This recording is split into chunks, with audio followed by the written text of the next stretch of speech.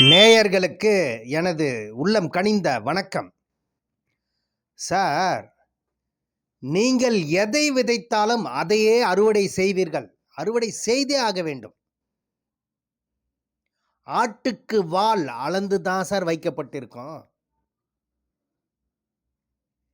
Sir, விதை ஒன்று போட்டால் சுரை ஒன்று முளைக்குமா என்ன? என்ன விதை போட்டிருக்கீங்களோ அதுதான் முளைக்கும்.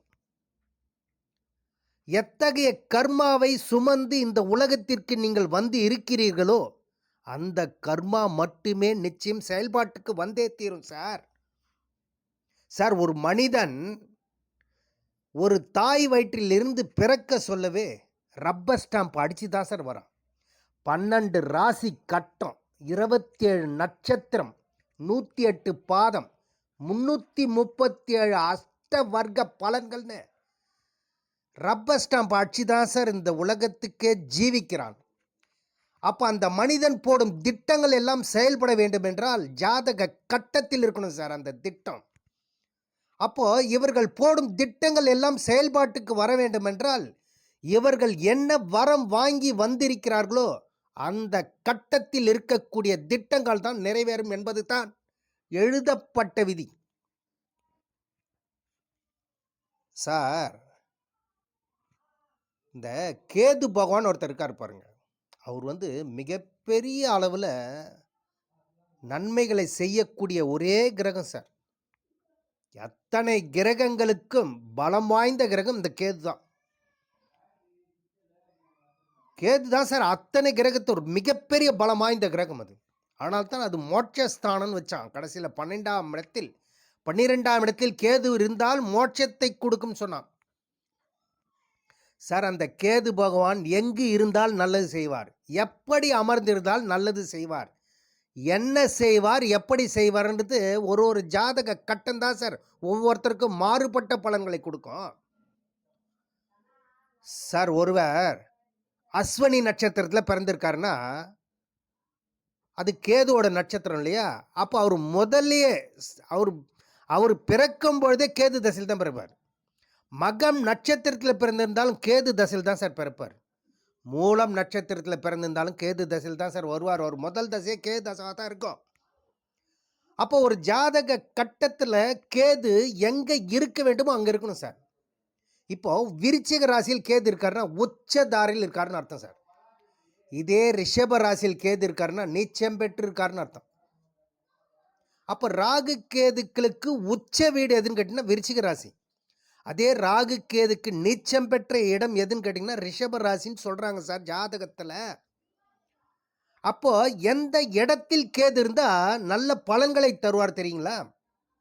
உங்கள் ஜாதக கட்டத்தில் கன்னி ராசியில் கேது இருக்கணும், அல்லது துலாம் ராசியில் கேது அமர்ந்திருக்கணும், அல்லது விருச்சிக ராசியில் கேது அமர்ந்திருக்கணும், அல்லது தனுசு ராசிலையாவது கேது அமர்ந்திருக்கணும் சார். மகர ராசிலையாவது கேது அமர்ந்திருக்க வேண்டும், அல்லது மீனம் ராசிலையாவது கேது அமர்ந்திருக்கணும் சார். இந்த இடங்கள் எல்லாம் கன்னி, துலாம், விருச்சிகம், தனுசு, மகரம், மீனம் இதெல்லாம் கேது பகவானுக்கு நட்பு ராசிகள் சார். இந்த இடங்களில் இருந்தால் கண்டிப்பாக கேது பகவான் அளப்பரிய நன்மைகளை நிச்சயம் வாரி வழங்குவார் சார். எந்தெந்த இடத்தில் இருந்தால் கேது பகவான் ஒரு வீழ்ச்சியான பலனை கொடுப்பார் தெரியுங்களா?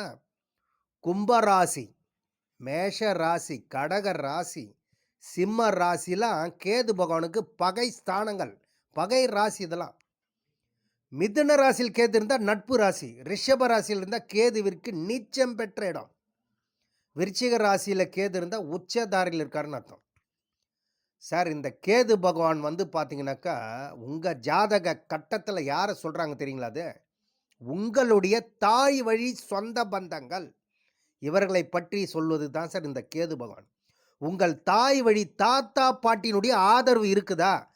உங்களுடைய தாய் வழி சொந்தங்கள் உங்களுக்கு சப்போர்ட்டிவாக இருப்பாங்களா, இருக்க மாட்டாங்களா?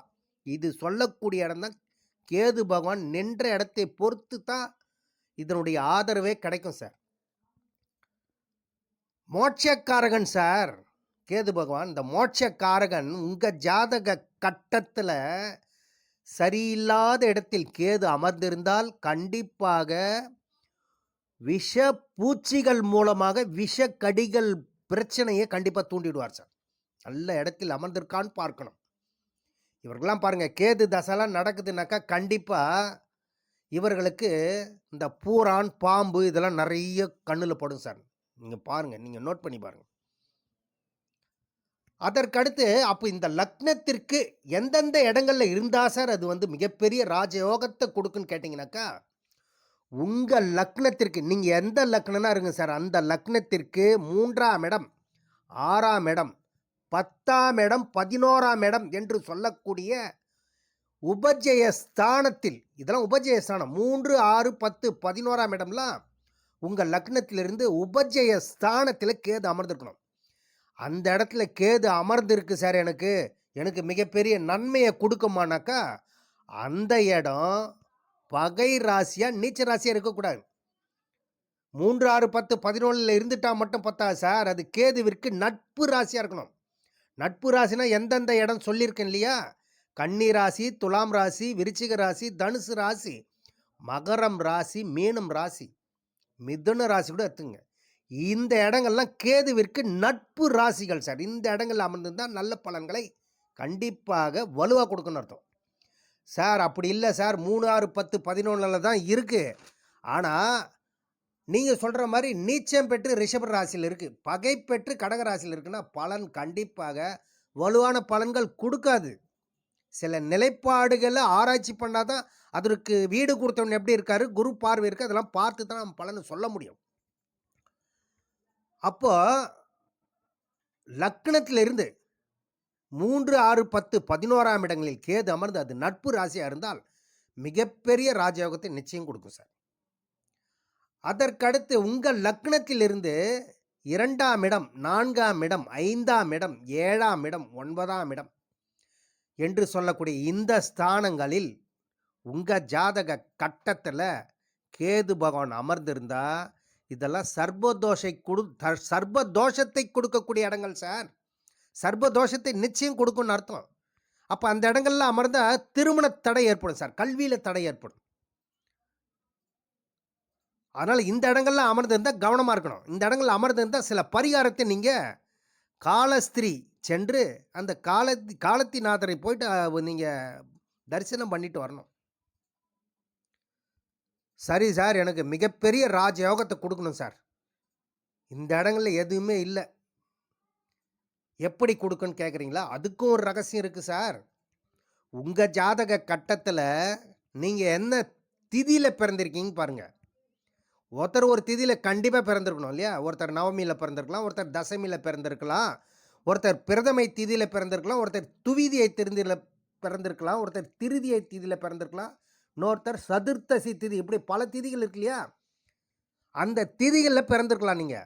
அந்த திதிகளில் பிறந்து நவமி திதிக்கு ஒரு 2 ராசி வந்து சூன்ய ராசியா இருக்கும். ஒரு திதிக்கும் ஒரு 2 ராசி சூன்ய திதியா வரும் சார்.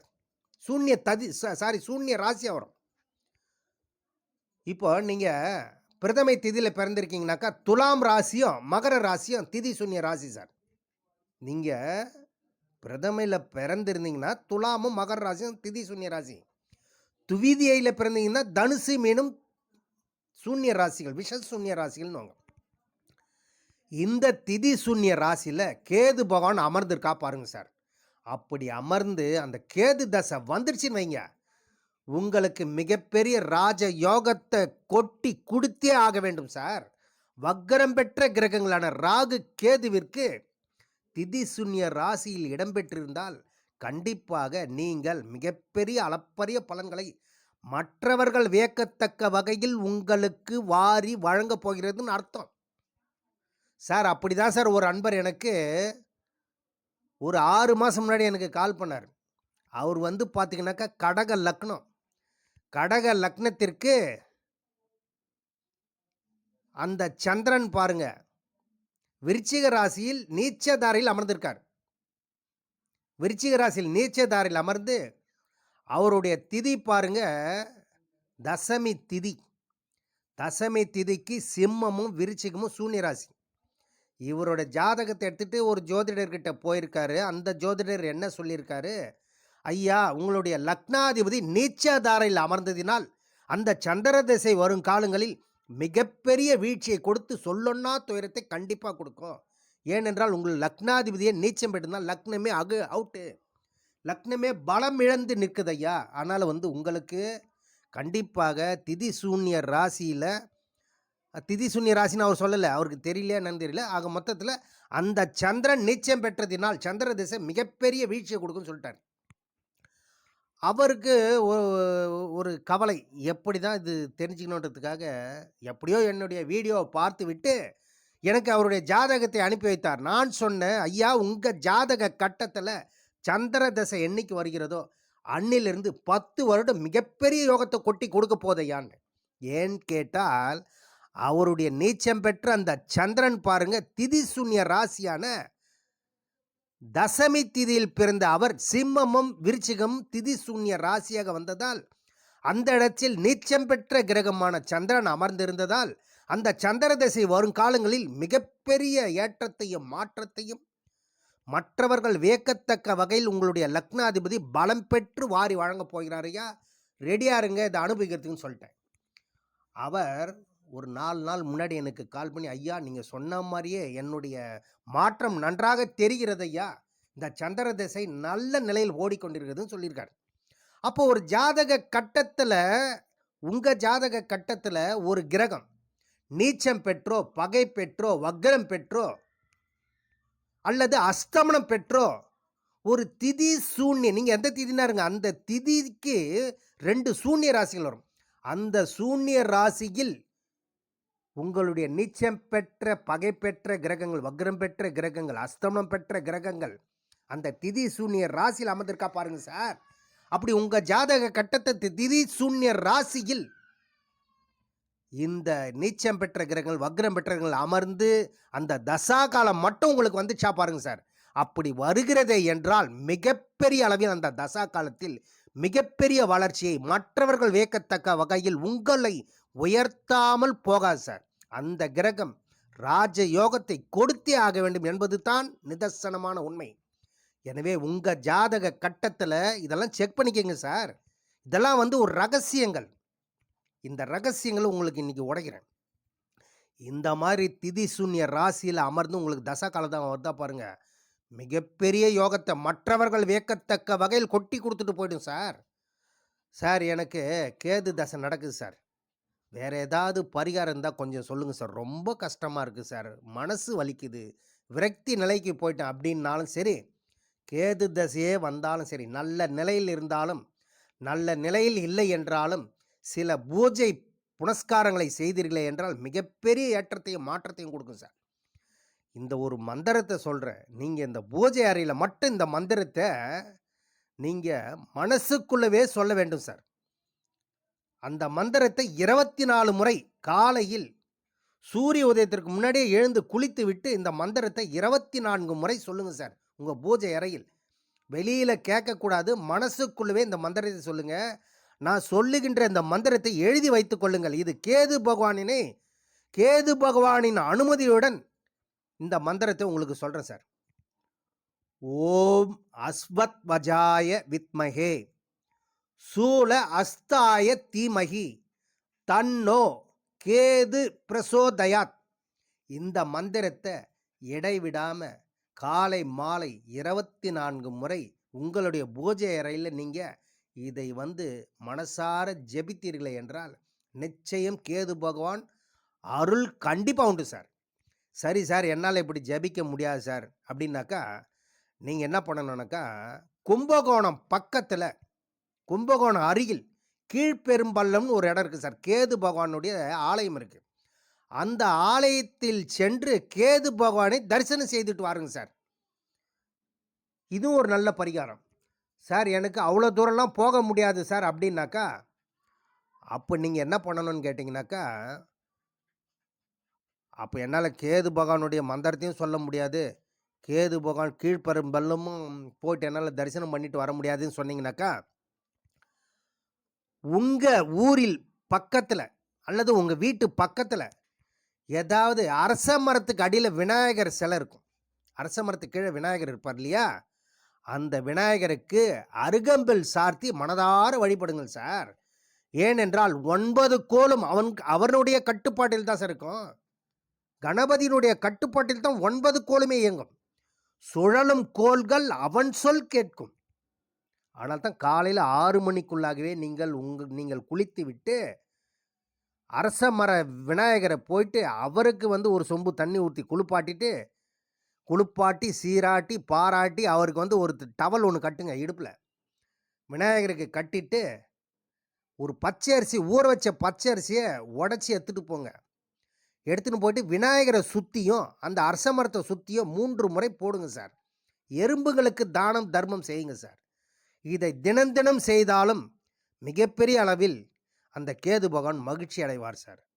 அதாவது கருப்பு எறும்பு பச்சை அரிசி எடுத்துன்னு போனா ராகு, சிகப்பெரும்பு எடுத்துன்னு போனா கேது பகவான் சார். இந்த மாதிரி நீங்கள் எறும்புகளுக்கு தான தர்மங்கள் செய்தீர்களே என்றால் மிகப்பெரிய அளவில் அந்த கேது பகவான் நல்ல முறையில் அளப்பரிய நன்மைகளை வாரி வழங்குவார் என்பதுதான் நிதர்சனமான உண்மை.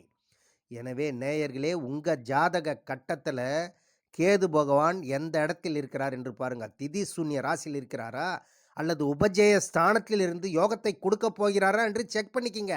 அப்படி செக் பண்ண தெரியவில்லை என்றால் இந்த தரணி ரமேஷ் ராஜை தொடர்பு கொள்ளுங்கள். உங்கள் சந்தேகங்கள் அனைத்தையும் நிச்சயம் நிறைவேற்றி வைப்பார் என்று கூறி விடைபெறுகிறேன். நன்றி, வணக்கம். மேலும் நேயர்களே, இந்த சேனலை பார்த்துவிட்டு சப்ஸ்கிரைப் பண்ணுங்க, பெல் பட்டனையும் பிரஸ் பண்ணி ஆல் பட்டனையும் பிரஸ் பண்ணுங்கள். அப்பொழுது தான் நான் போடும் வீடியோ உங்களுக்கு உடனுக்குடன் வந்தடையும் என்று கூறி விடைபெறுகிறேன். நன்றி, வணக்கம்.